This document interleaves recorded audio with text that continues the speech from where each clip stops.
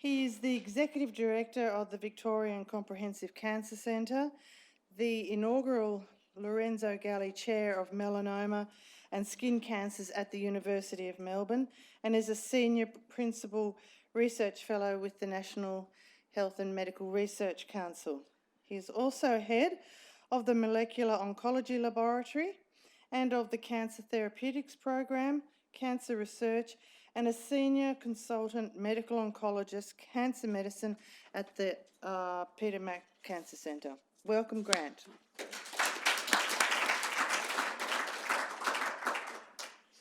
Thanks, Alison, and thanks very much for the opportunity of being here tonight and talking about treatments of melanoma, particularly metastatic melanoma. And what I'd like to do tonight for you is talk a bit about some scientific concepts about new treatments for melanoma, talk about the sequencing, because we're blessed with having more than one treatment, which I think's helped. Jane has had more than one treatment, and then also I'm going to talk about cure for people with advanced disease, and which I think you might find interesting. Now, I hope you've all got your phones, because I'm going to actually get you to do some polling on your phone, some voting, and make some choices and things. So, all right, just want to start with my disclosures, because I'm a principal investigator in clinical trials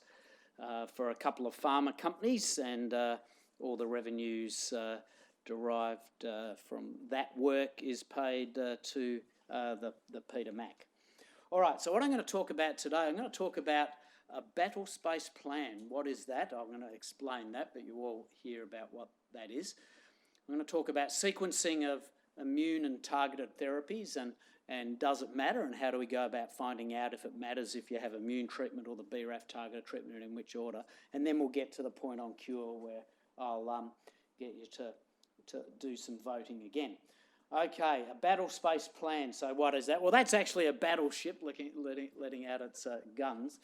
But this term Battlespace plan I've brought you tonight because we had at a VCCC conference last week a bloke called Doug Hanahan, and Doug is the director of the Swiss Institute of Experimental Cancer Research, and he has published the most influential single paper in cancer research in the last 10 years. And it's about hallmarks of cancer. And what he did at the conference is he's got this idea of Battlespace plan to overcome cancer, and I want to talk to you about that today tonight in melanoma. So he published this paper heading towards 10 years ago called Hallmarks of Cancer, and this is the most influential single research paper in the whole of cancer research in the last decade, and actually probably you would argue in the history of cancer research. And that's all very complicated there, but what he did was he came up with his colleague Bob Weinberg with 10 different biologic properties of cancers and what turns a normal cell into a cancer cell. And why it's important is that the whole idea is that if you study cancer and the biology of it, you can then work out how to overcome cancer. And actually, the disease of melanoma is actually leading the way with that concept, which is why I wanted to talk to you about it tonight. So his idea of the Battlespace plan is as follows: that you understand there's different aspects of the biology, and then you target different aspects of the biology to overcome the cancer, to kill off the cancer cells, and that often can be done by two things together, and I'll get to about combining different cancer treatments the way we're thinking about it in melanoma a little bit later. So what's his Battlespace plan? So this is his concept that he really is selling now, that one treatment may not be enough. We heard from Jane. One is not often enough. You often have to follow up with something afterwards. So immunotherapy, targeted therapy, and surgery, right? 3, 4, radiation as well. So 4 different modalities, and that's the way we're treating things now. So Doug's idea is that you might start off targeting a couple of the areas of biology, the excessive cell growth, for example. Then you might move to immunology. Then you'll switch and target other aspects of the cancer biology, and then maybe even go back, here to some of the original treatments, because they can work again, even if they initially the tumours grew, and that certainly is the case with BRAF inhibitors. So the idea is we might be moving towards multiple treatments, one after the other, when we're dealing with a tough cancer like a metastatic cancer.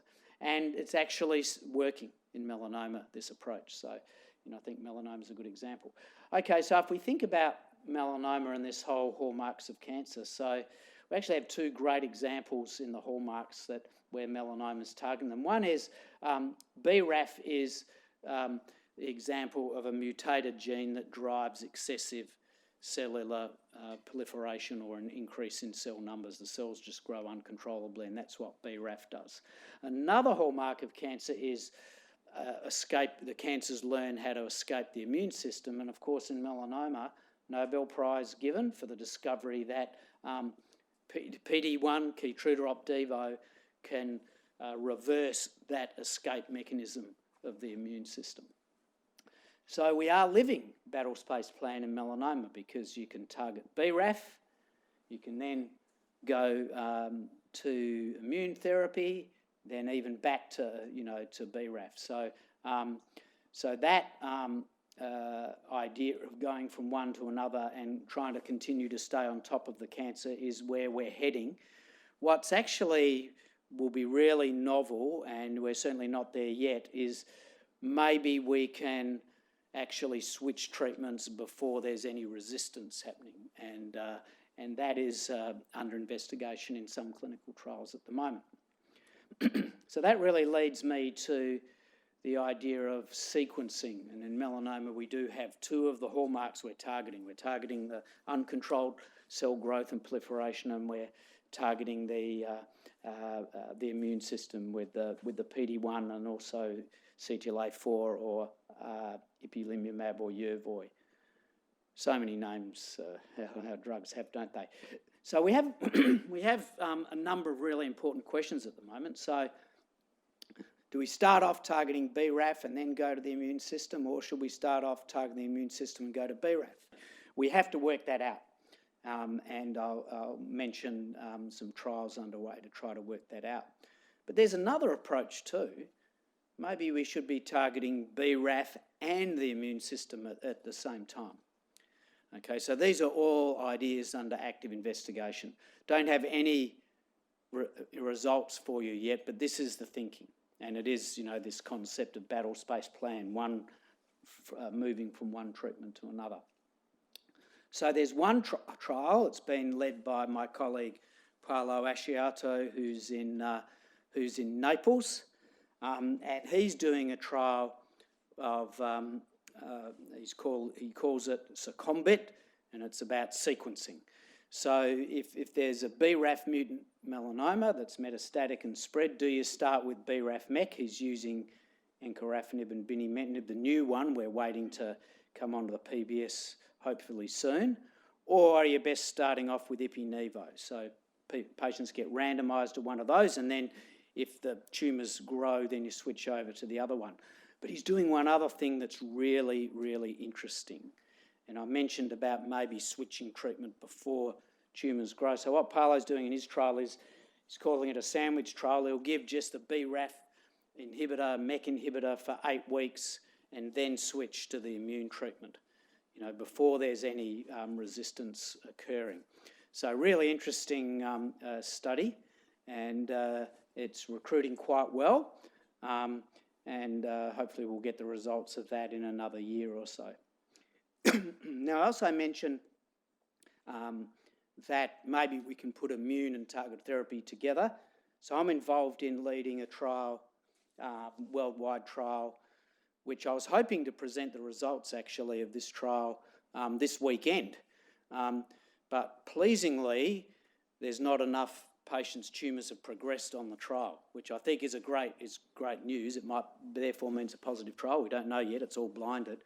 And so it'll probably be available along with another quite similar trial early next year.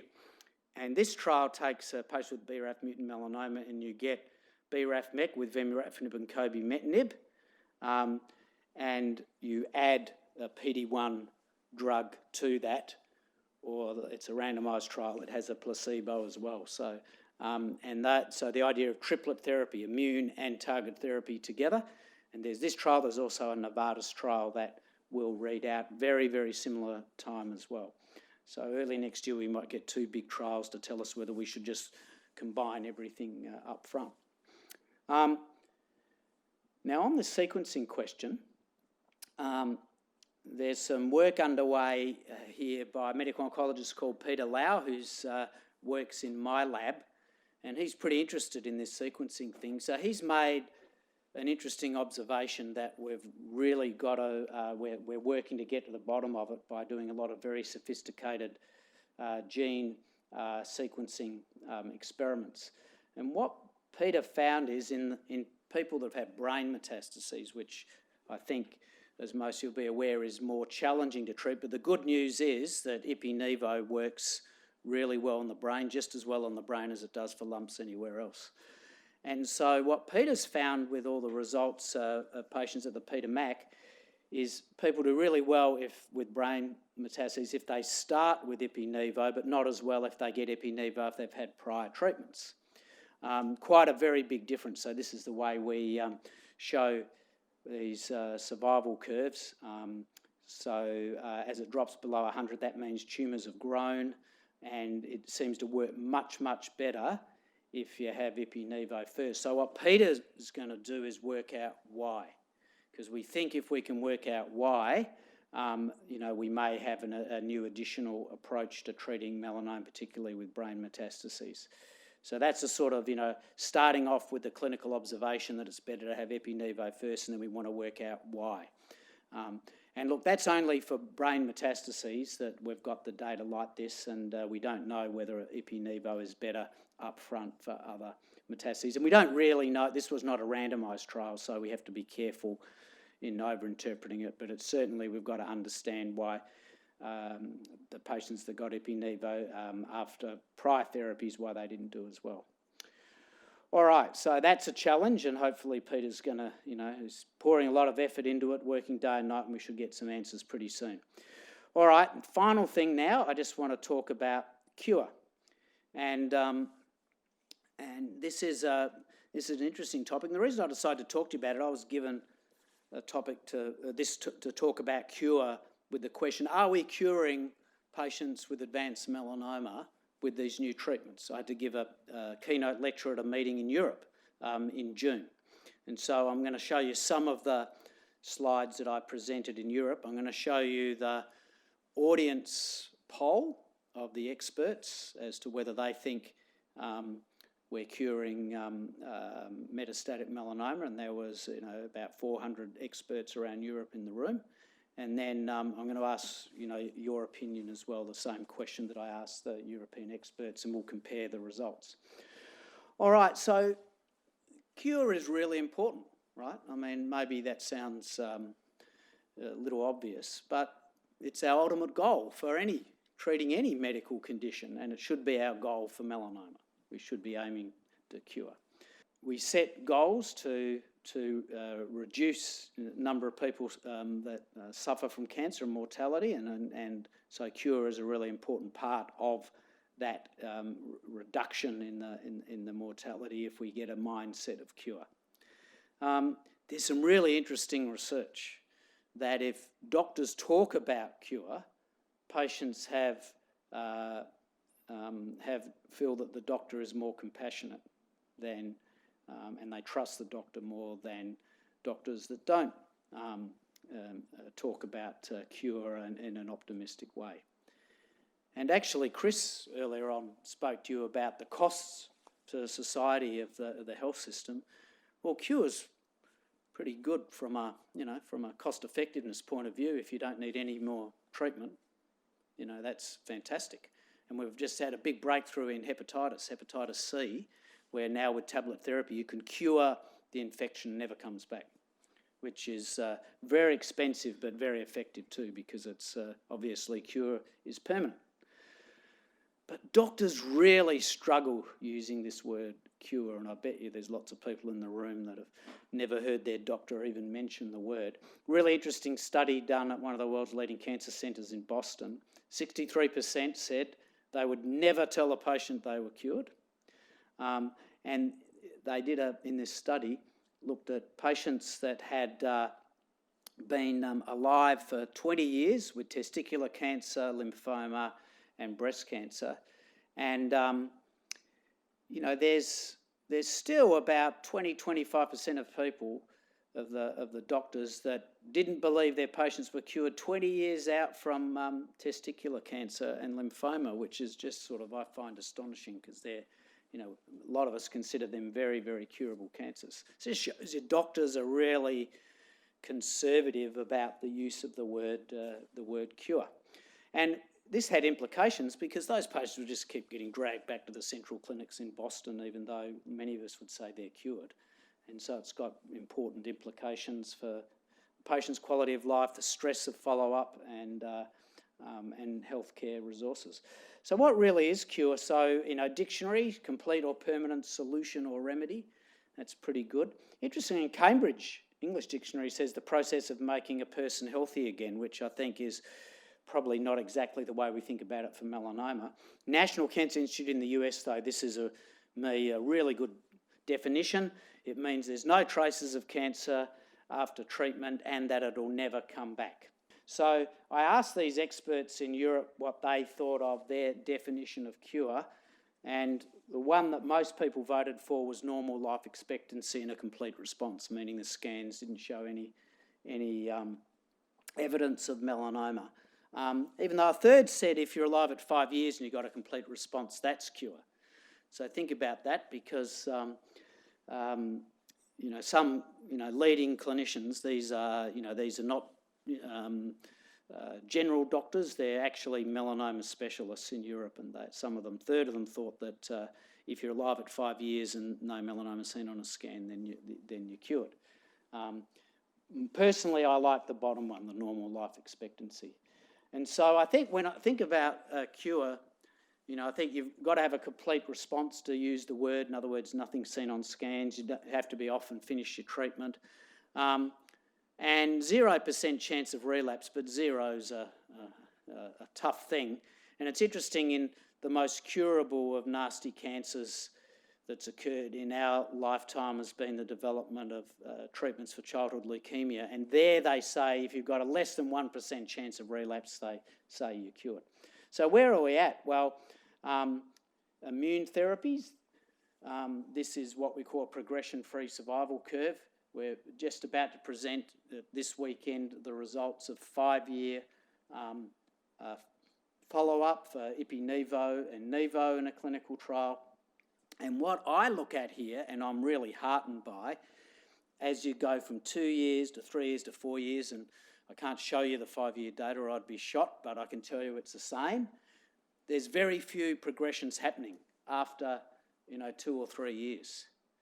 So that may be an early sign that of cure, a substantial proportion of patients cured, maybe up towards 50% with Ipi-Nivo. What about targeted therapy? Now, targeted therapy is different because it's only BRAF, and BRAF is more aggressive, so you can't compare the two data sets directly. But it's looking not bad as well, for the 4 and 5 years, starting to, not be many relapses happening. Okay, so I think there is definitely some people with both targeted therapy and immunotherapy that are highly likely to be cured.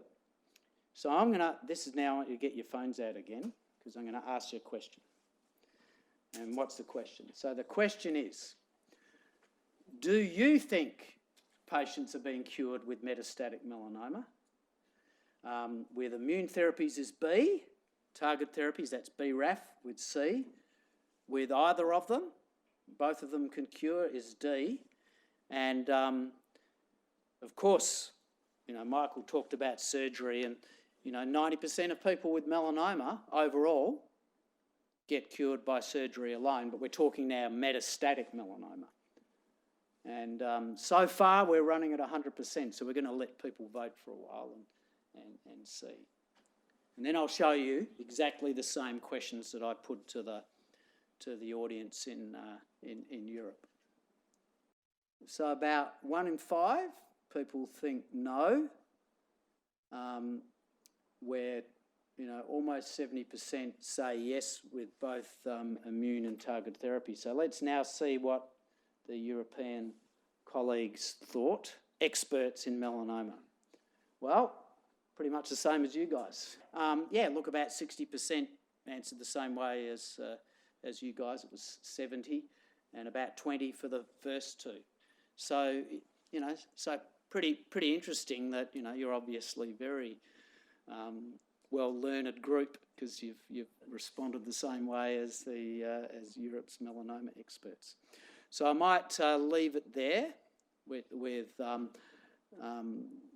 that note that yes, I think we can cure advanced melanoma in a proportion of patients with either immune or targeted therapy, and maybe with these trials, Battlespace plan, or combine them together, maybe putting together even more effective. So I'll leave it there, Alison. Thank you.